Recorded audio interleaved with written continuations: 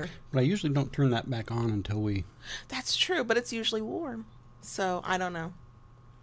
I don't know why we're warm, other than it's Florida. Yep. And that's just what we do here. Mm-hmm.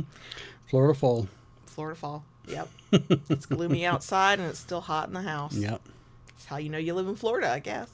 Don't actually know if I'm here until my existence is validated by others. Yay! Thank you, Bases, for validating my existence. I appreciate it. Hello.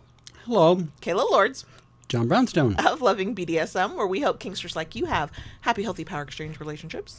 This is our weekly live stream, and now at a new time, where we record our podcast, the audio version of which hits all major podcast apps every Friday. We are here 6 minutes early. If you're here for the live stream and you don't like idle chit chat, you got a few minutes. If you're here after the live stream, but before I put in timestamps, and you don't like idle chit chat, fast forward by at least 6 minutes. Ta-da! Thank you. You just went ahead and did it. I couldn't wait. No, I think sometimes you wait and sometimes you don't. It's sort of like whatever. I It's think the vibe. I think got used to doing it in the nighttime when it just generally Yes. is cooler. Anywho. Yes, and it's not August anymore, but it's still Florida, so Yep. it's a little toasty. Mm-hmm. I'm gonna say hi to folks. Hi, Basie. Hi, Tayshu. Hi, Wendy. Hi, Claire. Hi, Dorina. Hi, Bad Cat. Hello, hello. The hair is starting out down. I do not think it will stay that way. I have the hair tie.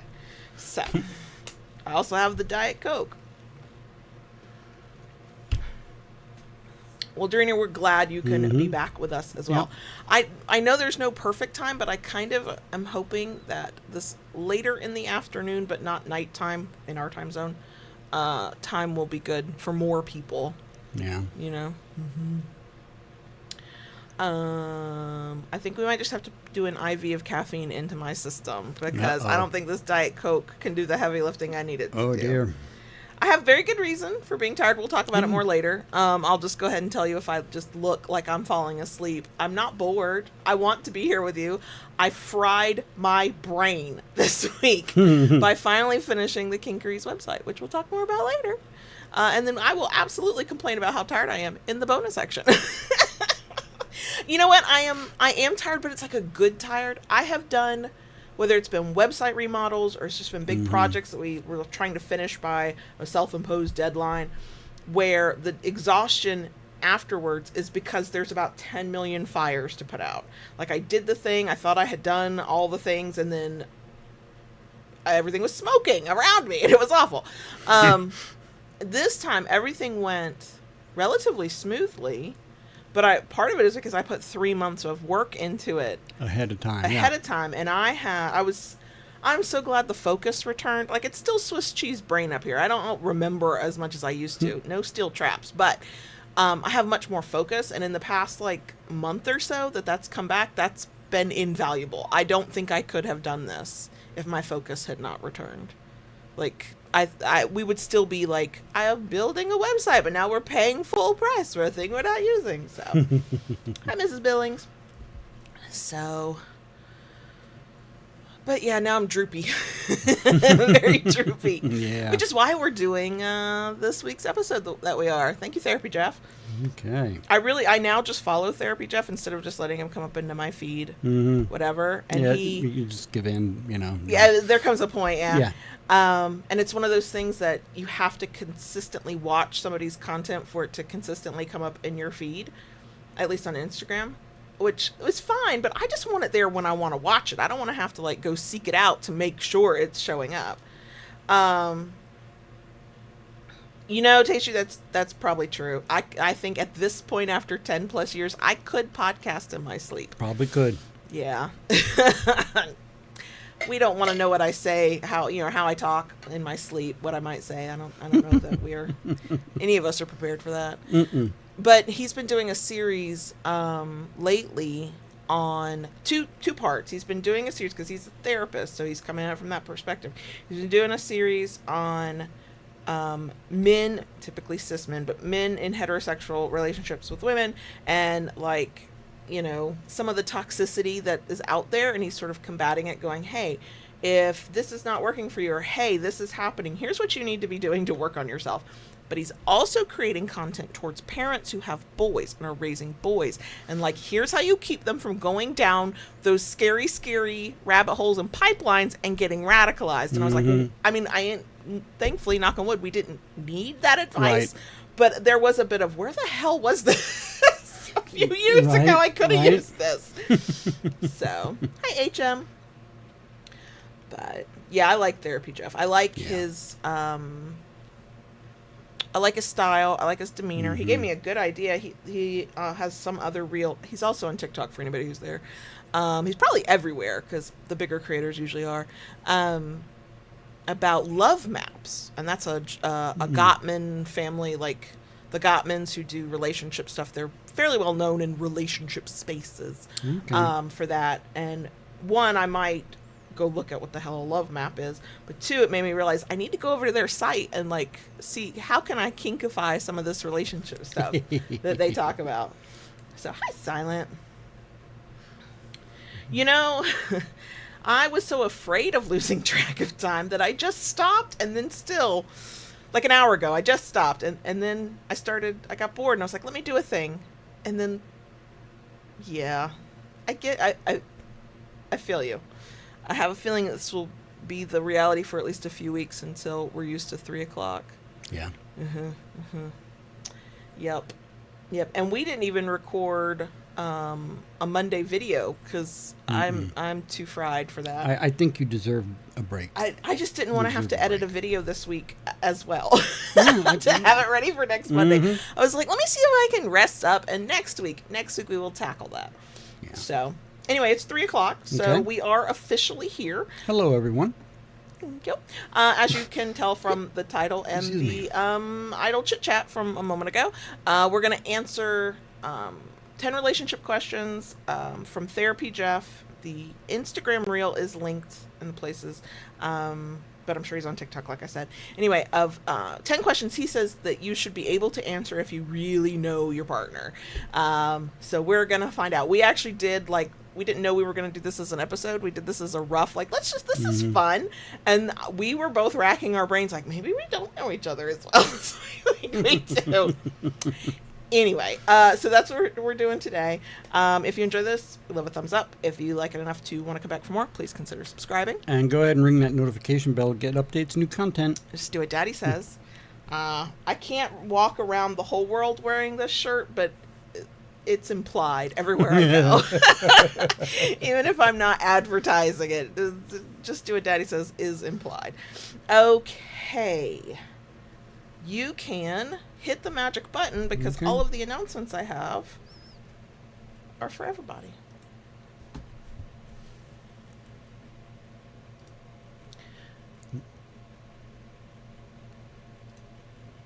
Ooh. What is happening? JB's hitting magic buttons and nothing's happening, so bear with us.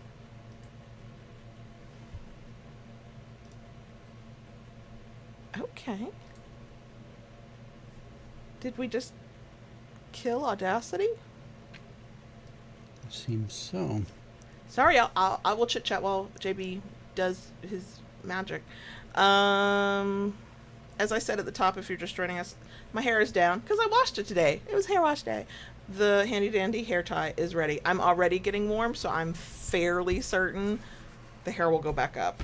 But this is what it looks like down for anybody who doesn't remember anymore. I technically do still have an asymmetrical bob, but I wasn't, what's the word I want? I wasn't confident with it, so I let the person who cut my hair cut it really long, and now I'm like, I think I need to go shorter. But also that means that I have to, like, make an appointment and go get my hair done.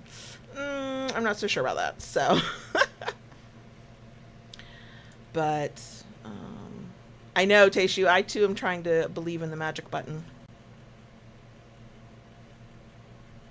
All these buttons are being clicked over here. Okay.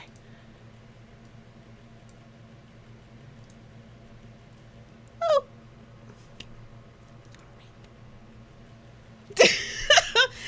We've had a little small, not at all stressful chaos before we could just a little blip. Chat with everybody and not just on the live stream. and I forgot that you have to cue me in when you do the thing you just had to do, and it gets all like confusing and Okay, so before we get into this week's topic, I got a couple of announcements. Yeah. One, thekinkery.com got a major overhaul, remodel. The guts have been changed out of it. Like, we're on a whole new platform and system now. It just went live October 7th, day before recording. I would love it if you would go look at it. Yeah, went live last night just before we sat down for dinner. Is that when it happened? Pretty much, yeah. Okay, I lost all track of time. No sense of time at a certain point. I did look at JB and go, I will not be cooking tonight. And we thawed something out. It was ready. It's not a thing he cooks, though. I agreed with her. So last night was a McDonald's night. Anyway, we are still in the middle of restocks now that I have finished the massive website overhaul, remodel, whatever. I will be getting back out into the shop with JB to help with those restocks. Yeah. We are low on some things we don't like to be low on. But yeah, I'd love it if you'd go check it out, because quite frankly, if it's gonna break, I need more eyeballs on it to tell me if something's not working or to like load the system up and see if it can handle it. So anyway, I'm very proud of it. JB was a wonderful support. It's been a 3-month project, but really the bulk of the work has been in the past like 3.5 to 4 weeks. And then the biggest amount of work was in the like 36 to 48 hours before it went live. I'm still tired. I'm still very tired, but I am very proud of my work. So far, nothing is burning down, blowing up, or otherwise on fire. And I love that for us. The next is this week's trans affirming care resource. This is the moment I've realized I forgot to put it on the Loving BDSM website. I'll put it there when we're done recording. And that's for gender bands. They are an international nonprofit 501c3 organization that serves the transgender, gender nonconforming, and other gender diverse communities. They usually give out grants once a year. This time of year, as of recording, they would normally have their grant applications open, but they are struggling as an organization and cannot give out grants right now until they raise more money. So that's not all they do. So if you or somebody you care about is seeking resources for trans affirming care, definitely give Gender Bands a look, because they're located in around or near Salt Lake City, Utah. So they do pop-ups for clothing swaps for folks who are like having to change out your whole ass wardrobe maybe as you transition. I know something about that now. I'm learning all kinds of things. So they do that, and they send out free binders, chest binders, when they can. They sell merch, all the sales, and right now they're having clearance sales on their merch, so it's really good prices. Sales from that go to support the organization. They're celebrating their 10th anniversary. They've been around since 2015, and they've got a big fundraiser where they're trying to raise $100,000 that'll let them hire some staff, expand some programs, do some stuff.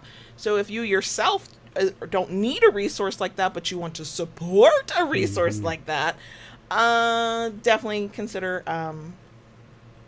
going and donating. I have got the link to where to donate, I believe, in the places. If not, it will be there by the time we're done recording. So yeah, I was hoping to help somebody utilize them as a resource for grants, because they are one of the few places that do grants. Also, if you are under 18, for anybody that you know who's under 18, that's rare, apparently. I learned that the hard way. So now it's like on my heart real hard that I've got some ideas of how we can show some support for some of these organizations, and Gender Bands is like top of my list right now, since they couldn't do any of their community work without donations, and their biggest project of the year they can't do because they don't have enough funds. So I would really like to support them. Their grants, they do a surgical grant, a medical transition grant, and a social transition grant. So, and they're 3 separate grants. So yeah, Gender Bands, if you want to shop their merch, if you want to donate, if you just want to share the resource with whoever you know might need it, there you go. Link in places. Okay. So, we're going to answer 10 questions posed by Therapy Jeff. He's got a podcast I'd like to listen to, and he's also got a book, and I kind of would like to read that because I I like a lot of his advice. I'm in Gotcha. tune with it. I vibe with it. So these are questions that he says we should be able to answer about each other. Mm-hmm. And if we can answer all 10, we really know each other. Now, a couple things he does say. And one, if there's some you don't know, that just means there's still more to learn. He's always like, don't panic. Two, when we do these things, I like to give them to y'all because maybe you are in a relationship and you would like to do this as a conversation, something or other, a check-in, a reconnect. So, yeah. Here we go. So, when the question is posed, you're going to answer about me. I'm going to answer about you. Okay. Really? I'm just trying to clarify because my brain is mush. Okay. First question. Mm-hmm. I'll pose it to you like you're answering for me. What's a really small thing that matters to me a lot? Mm-hmm. There are two things that come to mind immediately. Okay. Okay. A fountain Diet Coke. It is the superior Diet Coke. Right. And butt rubs. Yes. I don't consider that small because they are so important to okay. me. But I get from the outside looking in, they'd be like, oh, that's not life altering, but it can be mood altering. Butt rubs are definitely it. And I don't even need, do I enjoy it when butt rubs turn to butt smacks, turn to a new version of the Great Dickening? Sure, love it. It was pleasant. I love it. I'm here for it. But sometimes you start rubbing my butt, and my nervous system calms down. I zone out. No thoughts, just vibes. Completely chilling. And then what do? You stop and you go, it's time to get in bed, baby girl. And I'm like, no, I was being sent to another plane of existence for a moment there. What are we doing? So you see why I don't think it's a small thing, but I understand how that's a me thing. I put myself in a very precarious position. Okay? Because for you never enough butt rubs. No, the limit does not exist. Right? Lola, belly rubs. A set amount of belly rubs does not exist. And Onyx, you heard her a few nights when I missed her and she brushing. has head rubs and butt rubs. Yeah. So basically, you have a type, is what I'm hearing. Seems like You either attract a certain type to you, or you are drawn to certain types. We all need our daddy on some level to rub us, is what I'm hearing. So what's a really small thing that matters to you? So I don't know how to explain it because it's more of a vibe than it is a thing and action. There are times, and I'm not saying feelings are small, but again, it's an outside looking in. It feels like this. You will be in your head feeling tense, something. Maybe you're stressed and being interrupted. I can't always predict which moment it is. Being interrupted in thought, word, or deed. You can explode. It's a small thing that becomes bigger, and it's not like bad or scary. It's not, but it's like, oh, okay, if I know your mood, like it's not my job to know your mood. Like I got to get out of that mind space of the hypervigilance. It's not healthy. I like to know your mood. I like to feel like I can like read your vibe. But it is, if I can do that, if I know what your mood is and I can see that you're uptight, the thing I do not need to be doing is coming and like interrupting and then teasing, because that's what I like to do. If you look cranky, I want to try and make you smile. And sometimes that's not always the wise choice. That just makes him crankier. Now, if we are talking about a physical thing, small thing, that is matters to you a lot, there's a couple things. Gratitude. Like, you don't even know what to do when somebody tells you thank you. You look so confused, lost in the headlights, deer in the headlights. You're like, what? Yeah. That's childhood trauma. I know. I know. And then another thing that's actually like a physical thing is anything peppermint, like mocha or chocolate, mint chocolate. Yeah. If I want to see you light up like a little kid, I will bring you a York peppermint patty.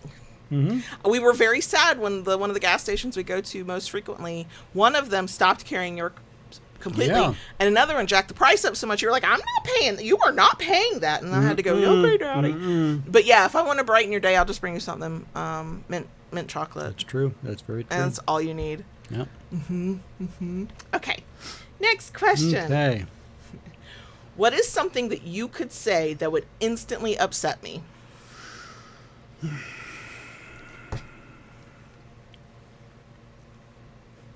Oh, God. I know we're talking about it, so it should not upset me. You know, I don't think it's what I say as so much the tone. 100%. Yeah. You can say almost anything to me. If I perceive the tone to be off, yeah, I can't handle it. But if the tone is fine, I'm like, you can say whatever. Say what you gotta say, Daddy. Like she said submissively. And sometimes you just kind of forget that, you know, I'm Italian German, and I know you don't. The whole family is soft loud. spoken is not in your vocabulary. When you are soft spoken is usually when you are feeling a little shy or introverted or not quite as confident. But when you are in your feelings and you know exactly what you think and how you feel and what you want to say, quiet is not how any of us would describe you. No, that is true. It is tone. It is tone. If the tone makes me feel like I did when I was a kid with another person raised by Italians who spoke very much the same way, but in a traumatic way, I've gotten better at like just removing myself and going and dealing with my feelings, and then we could come back and doing the self-talk of I'm not a small child who's being in trouble right now. It's fine. Okay. So what is something that I could say that would instantly upset your partner? Okay. I've never said it and I never will, but I know.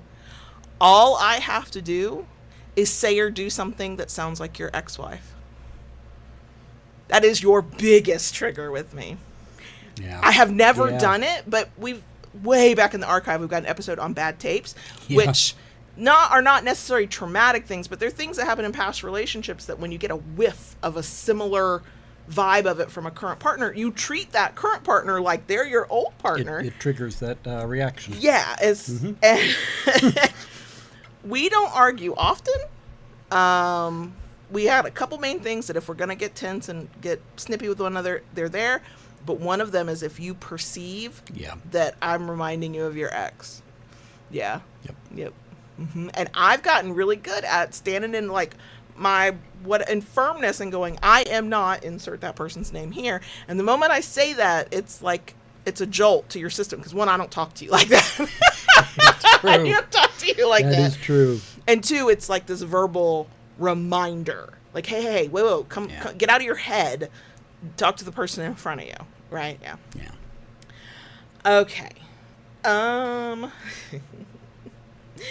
What's a compliment that I would never... No. What's the compliment they'd never get tired of hearing from you? What's a compliment I would never get tired of hearing from me? Yeah, thank you. Woo! I'm too tired to be doing that mental gymnastics. Good girl. Or some variation. Or like I said last night, I'm proud of you. Oh my God, I was about to melt. And you melted. I did. I don't know how to handle compliments. They make me a little uncomfortable, but also in this like, oh my gosh, I feel so shy. Don't anybody perceive me right now. I've noticed recently, you've always done it. I mean, praise kink is part of our dynamic, of course, but I don't know if it's because you are kind of coming back to yourself after some rough time, or if you're just making a conscious effort. I don't care what the reason is. I'm just saying I enjoy it. Yeah. You have been sprinkling in more praise than, you've never not praised me. You've never ignored a thing I've done or been ungrateful for something or, dismissive of something I do. But it is more consistent and has been for the past several months. I mean, that's kind of like, one of the big things with us, whenever there are home projects going on that are, takes a couple sets of hands, Kayla is my lovely assistant. Because everybody has this, not everybody, a lot of people have the childhood trauma of your dad yelling at you that you didn't know how to hold a flashlight. If you know, you know. I was a quick learner. I'm a damn good assistant because nobody's yelling at me because I can't hold the flashlight, right? Anywho. Anyway. When we are done with said project, I always thank her for your help. That's so weird to me, I too. know. I'm always like, I live in this house, too. Why are you thanking me? But you know what it does for me? It reminds me that you are not used to being in any relationship, not just marriage, not just romantic, any relationship with another human and being helped, being seen, not having to do it on your own. And every time I realize that, because we'll get to fussing with one another, I'm like, you don't have to thank me. I live here too. This is my house to do a project with. He's like, yes, I have to thank you because you didn't have to do this. I'm like, oh, because you've been around shitty people for too long of your life, and that's why. And then I calm down, and I'm like, okay, it's fine. It's fine. By the time you're in your 80s, we'll have worked through that. So, what's a compliment you would never get tired of hearing from me? Mm-hmm. So, I do feel like an awful person to admit this. And you always say it's because I'm a Scorpio bitch. It might be the neurospicy. I forget to be complimentary. I forget to say nice things to people I care about. I don't forget to say thank you. I don't forget to acknowledge effort. But I am not a person who's dropping a lot of compliments. That's my Scorpio bitch from hell that I love so much. But here's the thing. And again, it just reiterates you've been around too many shitty people in your life. God. It's usually when we've done a scene, because I treat it as part of your aftercare, but sometimes it's when you did a thing. Like, yeah, I'm on the internet too much, and I'm on the vanilla het algorithm too much, but there's all the complaints, which are valid, of men who don't see domestic labor as labor. Mm-hmm. So, and I married into that the first time around. Thankfully, learned my lesson. So JB will do, he'll just look around and go, we need to vacuum the floors. And he will just vacuum them. He will look at the trash and go, oh, we just need to, and he just does the thing, right? But he's also like, what I'm going to say is I do this in these moments and I do this in kink scenes. I just acknowledge it and say, thank you. Or you did, I really appreciate that. And you don't know what to do with compliments. Your face, you get this expression on your face that is adorable. And you don't let it out in public. And I'm not asking you to, but your whole brow, which is usually in grumpy polar bear mode, just softens. And your whole body softens. And you become like a marshmallow. You don't know what to do with the compliment, but also I can tell you feel really seen. And all I've done is acknowledge and said thank you. I mean, yeah. There's a reason that there's one of these questions that I know the answer to immediately, didn't have to think about it. We'll get to it in a minute, because he should have been treated better than he was, is all I'm saying. Okay, next question. This one's a little weird for us because I don't think it really applies, but we'll talk about it. Yeah. Which of my friends do you like the least? How do I? So first of all, you have to know I don't really have friends. But second of all, here's my thought. My two best friends are both my mother's age because I'm that kind of person. And one passed away in 2017, and she was the nurturing one. She had a sarcastic streak a mile wide, but she was like the Mary Poppins handbag, had everything in it. And she was real kind of easy to be around. JB likes both of my closest friends, who I've not seen in too long. But the other friend, whose name I won't say because she's not kinky, right, lives in South Mississippi. I know you like her, but when you have gotten to glimpse the two of us together, I believe we overwhelmed you and maybe made you a little nervous. Because I match her energy. Yes. And our energies are not that dissimilar. She's just more comfortable being her. And I know because she was the first person I ever met who took Ritalin.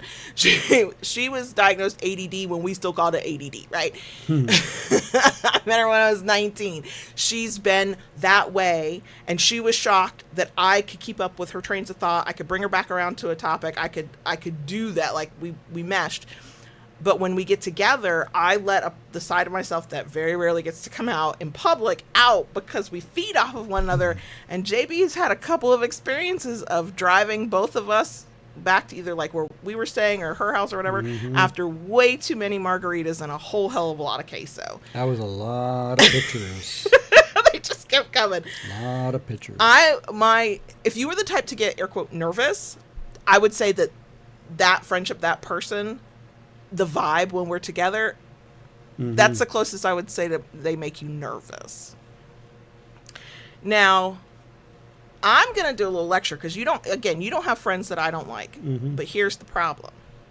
You used to be, before the depression kicked your ass, a lot more sociable than you are, and you need social interaction. You do better when you have community. I know technically we all do better. That's what the experts say.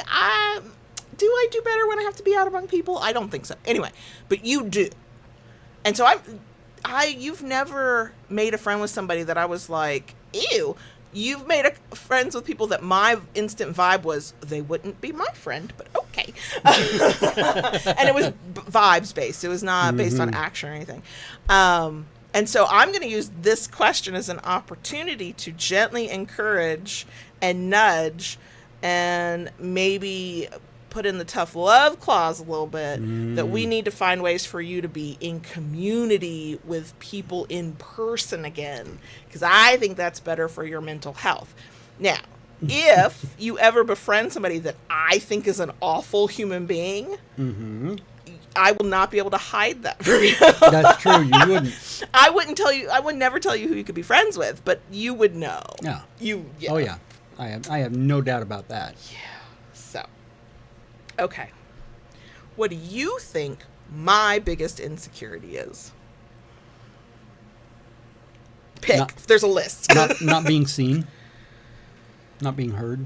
Being dismissed. Yep. Yeah. Yeah. I mean, I do have a laundry list, but that one triggers me a lot more than other things do. Like, I got insecurities. But, yeah. But you know what? Right back at you. Your biggest insecurity is being dismissed, is not being listened to, is not being heard, is being treated like you don't know what you're talking about, like what you have to say is not important. Yeah, anytime you get a whiff of that vibe from me or anybody else, it fucks with you. I know where it comes from, as it should fuck with you. Okay. Next one.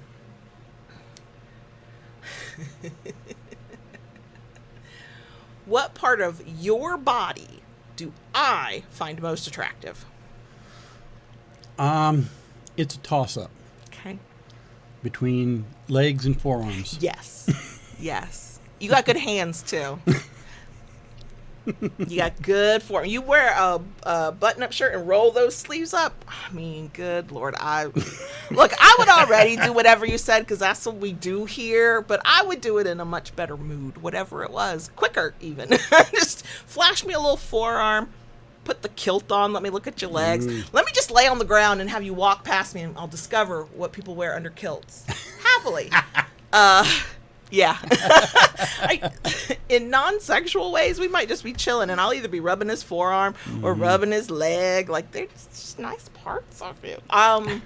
The third on the list are your eyes. Your eyes are so fucking blue. Like, you're wearing that shirt right now, and it's like pop of blue. I was a kid who was like, I have these boring brown eyes. Ugh, right? I always thought blue eyes were like amazing. So, yeah. Okay, so how do I ask it? How do we ask it in reverse? My brain is so... Okay, I have to answer what part of my body you find most attractive. I'll get there eventually. Top, in my opinion, is my ass. Yeah. Followed, Absolutely. I think, probably by my boobs. Yeah. But definitely. Yeah, you are an ass man from way fucking back. Thank God, because that's a feature I've always liked about myself. It's a nice confidence booster when your partner also likes that about yourself. Well, given that I like to spank it so much. Whew, thank God. And rub it. I mean, True. the limit does not exist, so you like to spank it, but do you do it enough? Not really. You like to rub it, but do you do it enough? Never. Yeah. No. I mean, you could just make touching my ass your full-time job. You know, work double overtime, that and I just gave still me, would not be that satisfied. just gave me a thought. Oh God. That just gave me a thought. I could put butt rubs in obedience as a Would I still reward. get my nightly butt rubs? These would be butt rubs on top of the regular. Okay. Like, don't be what's the word I want? Hoarding butt rubs. And have to set a time limit. They're not unlimited time. But they're longer than what I get normally, right? Because this Yeah. is you want to know how quickly I'll be turning in some points? Look, we've been doing obedience for several months now, right? I've been racking up points. It's fine. Only twice, and yesterday was one of them. Yeah. I said, I would like to turn in some points, and it's a thing you do in the app. I would like to get my Diet Coke reward. And I forgot to do it for yesterday. I need to go back in and do it. But yesterday's JB was like, I think you just need it. You don't even need to be a reward. Here's your Diet Coke. I would like that same energy for butt rubs. That sometimes it's not a reward. I just need them. That's all I'm saying. Okay. What is he called it a sliding door moment, where if they had gone left instead of right, made one different decision, their whole life would have gone down a different path. What do you think my sliding door decision is? Not leaving your ex? Or leaving your ex, I should say. Oh, yeah. For 100%. 100%. I would, to add to that, the second is starting a sex blog. Which really, we could go deciding that I'm just going to fucking masturbate in my 30s for the first time in my life. Because that sent me down. But I would not have been willing to do that exploration and have my sexual awakening at 32 without the divorce. So yeah, the whole life would look completely different. Yeah. Okay, so what do you think mine is? Your sliding door moment. Oh my God. I mean, I could see where there'd be several. I think everybody's life probably has several. The one that is coming to mind right now, based on the conversations we've been having, is when you decided at 18 to get the hell out of your house. Yeah. And then what were you, 20, 21 when you came down to Florida? Mm-hmm. Yep. Mm-hmm. Yeah. If I had stayed in New York, things would have been a lot. You would be a different human being. I'm not even talking about the kink stuff. I think you would have gotten to the kink stuff eventually, but I think if you had to live in, and I don't use this word lightly, in the toxicity of your home life, and stayed there and felt stuck there. Oh yeah. You're not even your temperament would be what it is today. No. Oh God, no. I mean, the fact that I for years have just looked at him and gone, how did you turn out like this? Because there's nothing in your life in those formative years that points to you being this emotionally mature, emotionally intelligent, communicative, like in touch with your feelings. I can, it's weird because even as a little kid, I knew something was wrong, that wasn't right. I think a lot of people have a time when they understand it. It's that sometimes that time goes past and they forget, they suppress. Yeah. Your decisions at 18, some of them should have landed you in jail. I'm glad they didn't. Yeah, but that, I think you'd be just a different human being with, if you had not done that. Okay. When you die, I know this. What do you want done with your body? You're not dying. First of all, we've established this. Okay. We're going out together. I don't care if you got to live to be 120. That's what we're doing. I know what I want to do with your body. You keep telling me no, and I guess consent matters. So I know you want to be cremated. Yeah. And I know you want the same. Right. And then I want to be fucking scattered. Do not. I don't need the kids lugging me around. I lugged my dad around for 15 years, 20 years. Wait. 22. Yeah. He's been gone 23 years. I lugged him around for about 10 to 15 because he went to my mom first. And then she met and married the evil stepdad, and at some point in that time she was like, she had like a beautiful case for his urn, and I can't remember how long. Not long after they got married, I think she went, "Here, take your dad." I was like, and she was like, "Here's the beautiful like doolally. You can put him in. Here's like, oh my god, the first time I ever opened the drawer where she had put some of his things, his obituary in the paper, his glasses, his watch.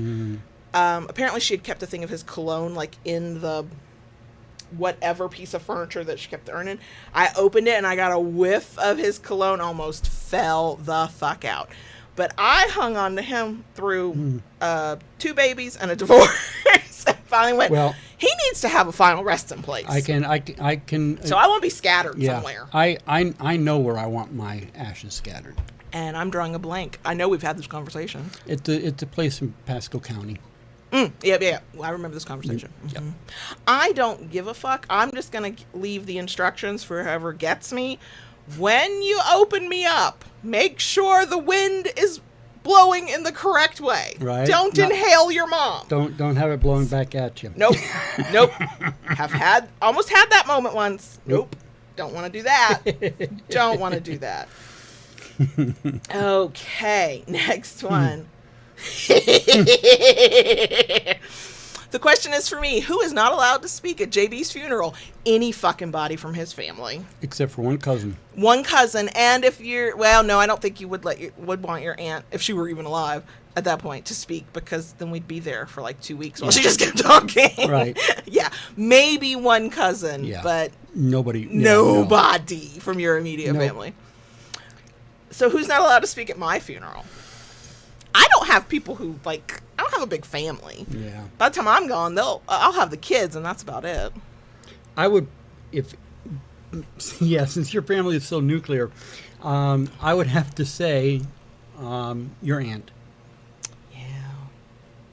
And that's sad. There was a time I'd have been like, oh, she will tell the funniest stories and the best jokes. Yeah. And I know. Yeah. She probably still would try to tell the best stories and the funniest jokes, but I think something awkward would slip in and I'd be like, oh. Yeah. From the afterlife, wherever the fuck that is, I'd be like, oh God, that's cringe. Okay. I would say the person who, if I have a funeral, this will be up to my children probably, by the way. I can't even imagine what they would plan for me.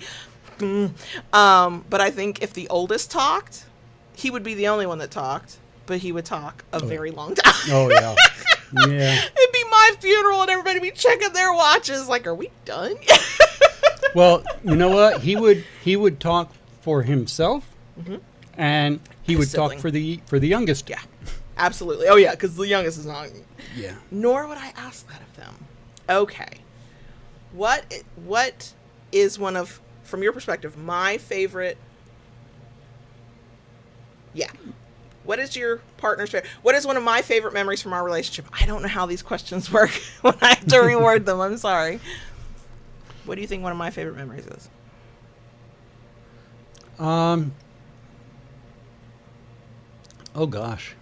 Yeah, I know. Pick. Yeah. I'm going to go simple. The first time we met in person. See, I was going to say that was your favorite.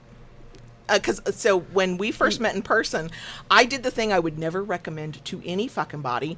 Don't do what we did, okay?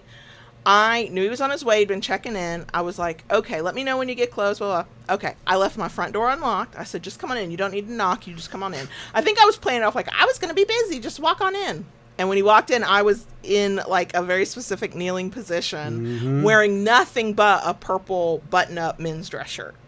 It was like the sexiest moment I've ever had in my life. And I wanted that to be the first thing you saw.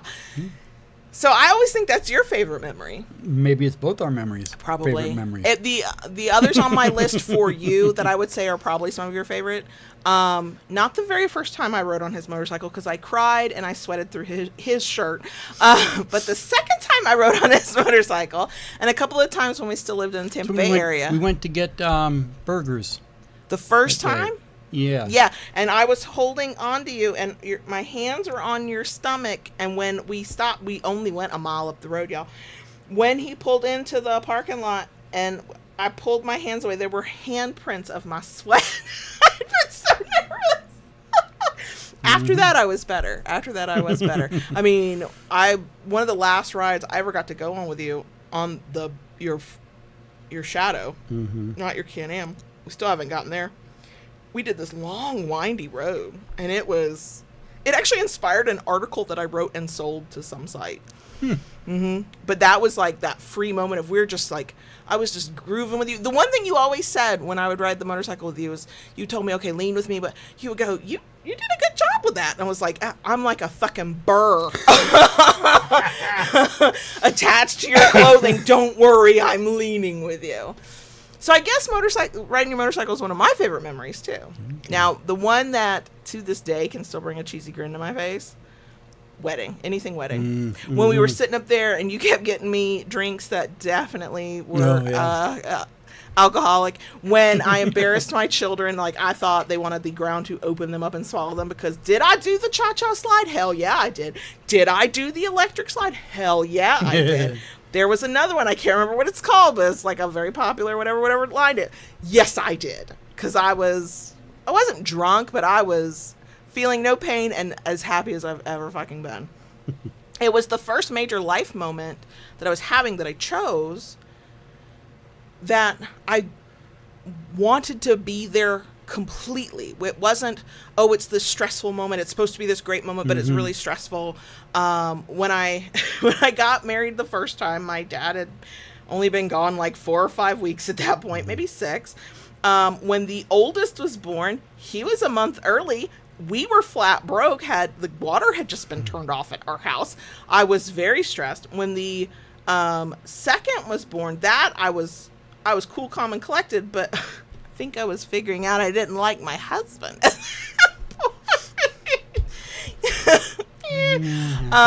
So us getting married was like the first time I'd ever had this big life-changing event, and was that you and what we were doing was my only focus. Like the outside world didn't matter. My physical, financial, emotional needs outside of our relationship were being met. I had a safe place to live. Our lights were on. Our water was on. My kids were healthy and safe. Like I was at that point working in a self-made air quote career that I loved, and we were doing well at. Like life was fucking good. And then I got to have this main life moment that's typically very big for folks, and nothing could have stressed me out. We didn't have an officiant. I was pissed, but you know what? I wasn't stressed. We were supposed to have a photographer. I was pissed, but you know what? I wasn't stressed, because I didn't actually care about most of that stuff. Like the officiant, that was how we were going to slide some kink in without anybody knowing. Yeah. So I was disappointed, but it didn't take away my joy. True. So that's another one of my favorite.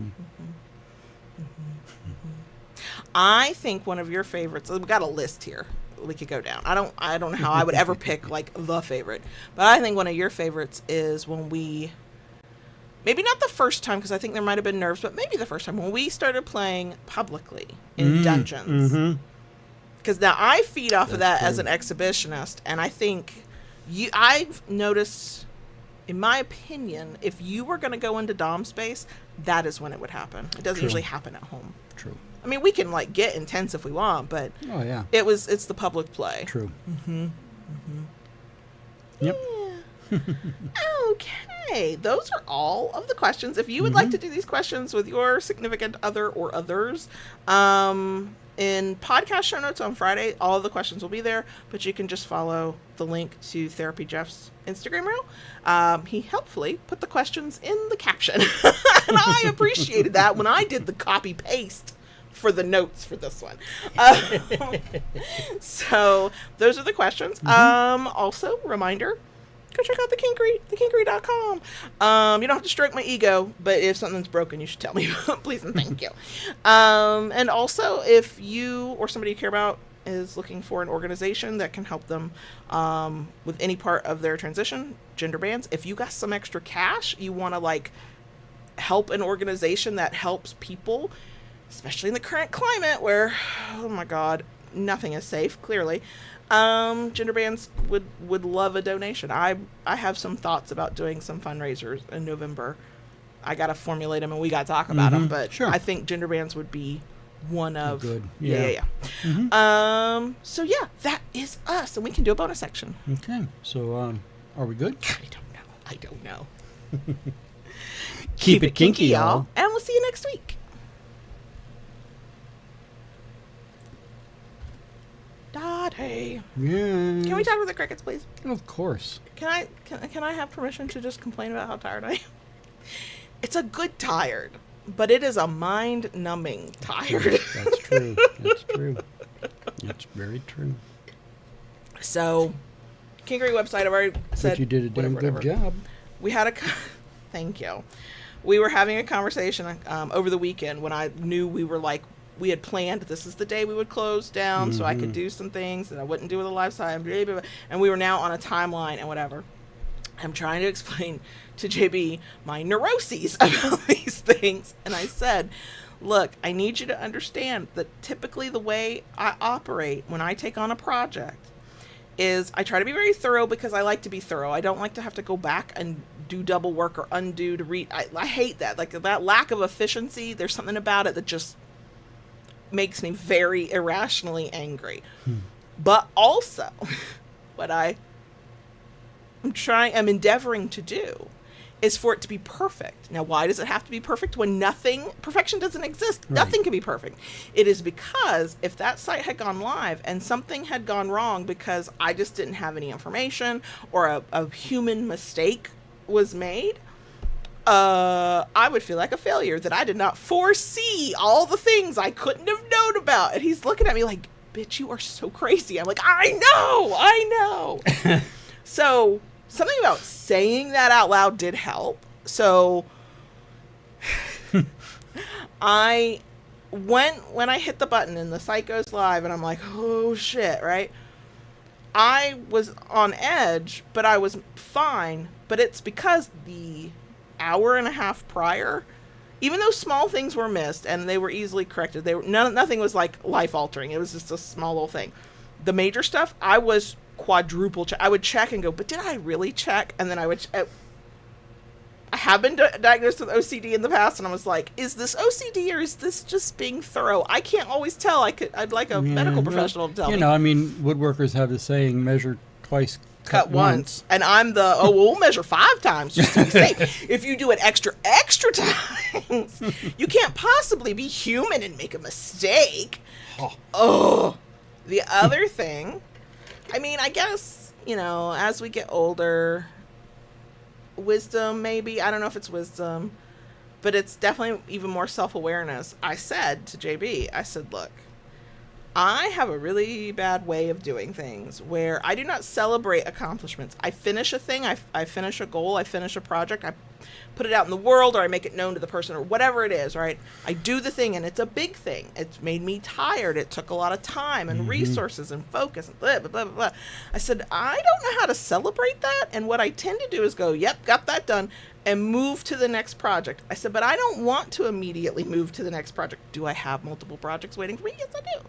I was like, I would like to just rest and just like have a few days where I'm not working 14 to 16 hours. I was like, can you help me with that?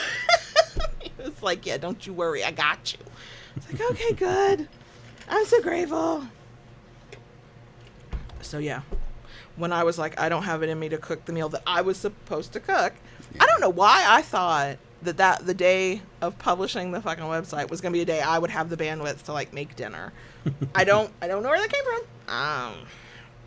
But yeah, you were real quick to go. We navigated that quickly. Yeah, you were real quick to go, here's your Diet Coke. It was massive, and I slurped it the fuck down. And he was like, and then you were like, yep, let's go get McDonald's. I was like, that sounds lovely.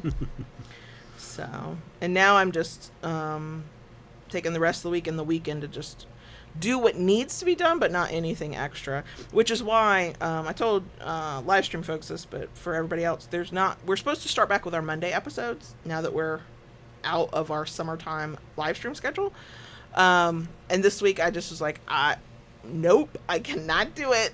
Let us do it next week.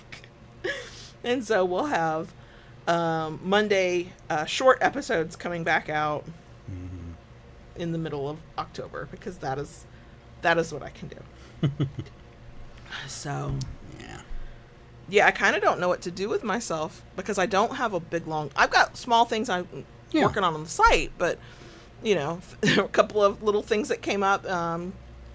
I got DMs of, oh, this thing that's supposed to have information, it's blank. I was like, oh, thank you. You know, add that to my list. And then somebody commented in the Discord. They were like, why do some of the paddles say they're $0? And we are at the curbside pickup for McDonald's. And I had not yet put the Shopify app on my phone. And I was like, are we giving away paddles? No, it was a little glitchy thing in the back. We were not giving away free paddles. It was just not showing the correct price. But I did have, like, I didn't eat my dinner. I divvied out everybody's dinner when we got home with it. I put my dinner down and tried to keep it all wrapped up so maybe the fries would not be gross cold. And immediately came back here. I was like, are we giving away free paddles? We were not giving away free paddles. But I did fix it before I let myself eat. And it was a quick, easy fix. It was a very quick, easy fix. It was a learning curve of the difference between the old system we used, which was WooCommerce, and Shopify. Yeah. So, I mean, currently, knock on wood, I'm absolutely in love with Shopify. Good. Absolutely in love. But after 3 months of migration. Yeah, some of that was procrastination. I know. I spent an ungodly amount of time going, I would like this one page to look exactly perfect before I can do anything else. Because, you know, I'm a goal-oriented person. I like to do big things, but I get so weird about, the big thing I'm doing is going to be seen by others. What does it say about me if it's not perfect? I know there's no such thing as perfect. I understand. So, yeah. So, yeah, I spent a week on one page at some point in the 3 months. And yet, I did all that. And then towards the end, when we had products in, and I was finalizing things, and I was like, okay, this is what it's gonna look like real world. That's a real product that, you know, you could purchase now if I had it turned on, right? And all that time I spent perfecting the look of it for expedience. When it didn't work or something, I was like, nope, we just take that shit out. Nope, we just rework it. I was like, God damn. So yeah, but yeah, so I think you are my next project. And your Etsy shop. Yeah, I've been doing a lot with that lately. And I don't know why. For some reason, it just kind of bubbled up that I need to pay more attention to it. Yeah, I do think you were getting close, if you're not there. I hope you're not there, of burnout with the kinkery. Because, I mean, our whole life is just about restocks. We can't we don't, at no point in most of a full calendar year will we have something in stock for every product we have. I know. There are always restocks, and you know, we're talking about how we want to move forward with some of that, and if there's some changes we want to make, that's a next year problem. But I think that you getting the creative ideas of what you wanted to make that weren't kinky, and then how you wanted that to tie into your Etsy shop, I think it was your brain going, get me off this fucking hamster wheel. I got to do something different. Yeah. I need another outlet. It's been kind of good. You know, I made all the Halloween ornaments that showed off. Then you made me a new display thing right as I was making a website. And I was like, I can retake the pictures with this really cool display thing. But I was making a website, so I haven't had a chance. That's going to be really cool. You should, podcast listeners, I'm sorry, you cannot see this. We'll try to describe it. And if you come to the bonus section part of the YouTube video, you can see it. It's this little wooden, like, oval kind of shaped platform with, it's not a wire. What is that piece of metal? It's a bent piece of... It's a welding rod. It's a welding rod. Arced out, and so then ornaments that I have put a little string or a little ribbon on, I can hang, and I can take a picture of the damn thing hanging, because my angles were all wrong on trying to take them. And you're so creative. Now here's what I loved about that. Now I know, yes, technically it was to your benefit because better pictures on your Etsy shop, but all I said was, I was looking through Michael's website, michaels.com. I was like, I need to find a display, something that makes it easier to take pictures of ornaments. That's all I said. I didn't find anything. I closed the site out. I was like, we'll keep doing what we do. It'll be fine. 2 days later? Yeah. JB walked. Now, I am knee deep in doing something not his Etsy shop. And he walks in with the little hangy thing, the little display thing for ornaments. I was like, oh my gosh. I just said I needed a thing, and then it was provided. Yeah. What? I'm the luckiest girl ever. Mm-hmm. So yeah, I've been doing that. Mm-hmm. I've been I've been working on Christmas ornaments, and yeah, I've just enjoyed it. Matter of fact, I've been enjoying it so much, I've even started recording a lot of things. Uploading videos to your YouTube channel. And I'm uploading videos to the YouTube channel. The Wood Dom on YouTube. Mm-hmm. And yeah, I've been kind of doing a lot of stuff. It's like you got a little bit of a creative, or not a little bit of, but a different creative spark going. I like it. You're much calmer when you're using your outlets like that. Yeah. And I've been doing some small things around the house. A couple weeks ago started rescreening. Yes. Our screens were in rough shape. Partly because who knows when they'd been changed before we bought the place. But also, when the weather cools off, we open our windows. Right. Our cats love it. They also love to put their claws through the screen. Yeah, so one of the things I've done in doing this, I've gotten the heavy duty screen for pets. Yeah, you are. Who knows if we will continue to be motivated like this when this project's done, but we were having a conversation today about let's do little things around the house, and I was like, look at us being motivated again. Yeah. It never happens like all at once, and it doesn't happen consistently, but I can tell that we are in better headspaces together when I look back and go, oh my God, that's right. We didn't have the mental or physical energy to do very simple things for way too long. Yeah.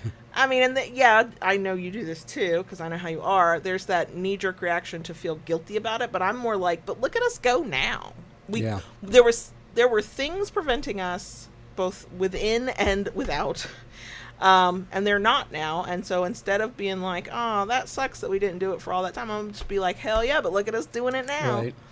It's like I was talking about when I'm finished with the screens, downspouts. Yeah. Are looking really, really rough. And we are still planning on painting our front door. I think we talked about that last week or week before. We are a little bit at an impasse with the colors. Yeah. The paint chips we got, because there's different kinds of paint chips. Sometimes they're just a single solid color. This is the Valspar paint at Lowe's. It's got 3 colors, right? And they're all like in the same family. And I pulled several. I like the deepest, darkest colors. JB likes the lighter colors. I think the compromise will be the middle center color. Because I'm like, no. I want the color of our front door to pop so much you can't miss it when you're just driving by. I want it bold. I don't want anything else about our house to be bold. I want the door. I don't know why. I want the door to be bold. Yeah. So yeah, we have not moved forward with that because we are a little bit at a stalemate on what shade, what tone. I was actually thinking though I could, regardless of what we decide on color, I can move ahead and clean the door and prime it. Yeah. Yep. Look at us doing home projects again. I know. Yep. It's been good. It's been nice to get some of this done. Somebody woke up from her nap and is lumbering over. She's a little bleary-eyed. Big stretch. Oh, yeah. You have to acknowledge the big stretch when the big stretch occurs. And followed by the big yawn. Is she on her back with her belly up waiting to be loved? No. She's not quite awake yet. Right. Right. I'm now not Onyx, because Onyx is probably a cat that could do with like whatever the cat version of like Lexapro is or Prozac, right? Like Onyx could be on meds. And I know that there are anti-anxiety meds for pets. I know that. But the other two, Ella and Lola, I can tell that either our energy is better or they're just like chilling as they get older or what, because those two, Lola and Ella, at different times in different places, spend a hell of a lot of time on their back, stomachs exposed, limbs splayed, like they've got not a care in the world. Not our girl Onyx. No. Our girl Onyx is a little bit like... You're lucky to catch her in a loaf. Yeah, and you won't catch her in a full loaf for long. She'll go into full loaf when she's comfy, but then what you did was you walked by just a little too fast or a little too hard or a little too aggressively, or you made eye, right? And now she's not comfortable to be in the full cat loaf. And yeah. Yeah. No. But yeah, that's been us. And still kind of waiting for the real fall weather. Probably be December before we get it. Yeah, it kind of teased us a little bit.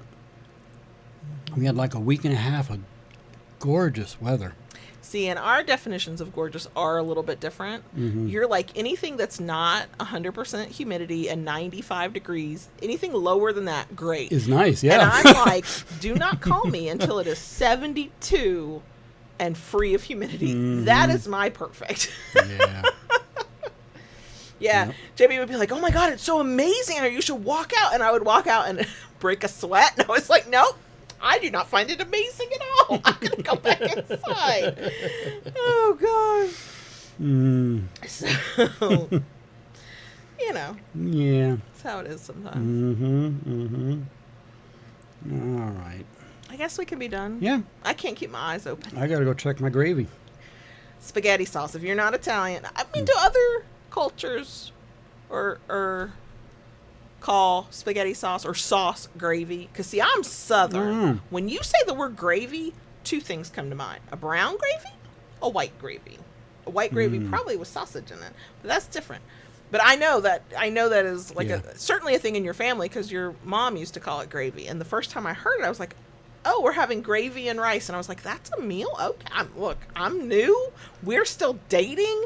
I'm not rocking the fucking boat, but I did have a very specific image in my head of what was going to be served. And thankfully, sometimes I do have a poker face. And I was just like, oh, you meant spaghetti sauce on rice, which I had never had spaghetti sauce on rice before. Risotto. Was it risotto? See, I only know risotto like the fancy restaurant risotto. See, here's what... We're never leaving. Sorry, we got ourselves on another track. My great grandmother explained it. Each region of Italy had their own version. Okay. And that's why you see so much difference. Plus, a lot of stuff has been over the years. Now they've certainly Americanized. Yes, we do that to everything. Yes. And the home cooking is going to be just automatically different from whatever's in a restaurant anyway. Yeah, so. That was and again, let me say, I knew we were going to their home for gravy and rice. I did, y'all know I had a picture in my head of what gravy was, and I was like, is there going to be like, how's this going to fill you up? I could not finish everything I had. That was some dense rice. It's very good spaghetti sauce. Or just sauce, like pasta sauce, I guess. But I was like, oh, that's how you fill up on rice and sauce. Okay. I was very full when I was done. Anyway, we got sidetracked. Yeah, we did. So I guess we'll go now. This is weird. The sun is still out, and we're going to stop recording now. I'm not going to know what to do with myself tonight after dinner. Same. I'm sure I can find something, but... Always. So I guess we should go do that. Yep. We will see y'all next week. Bye. Okay, bye.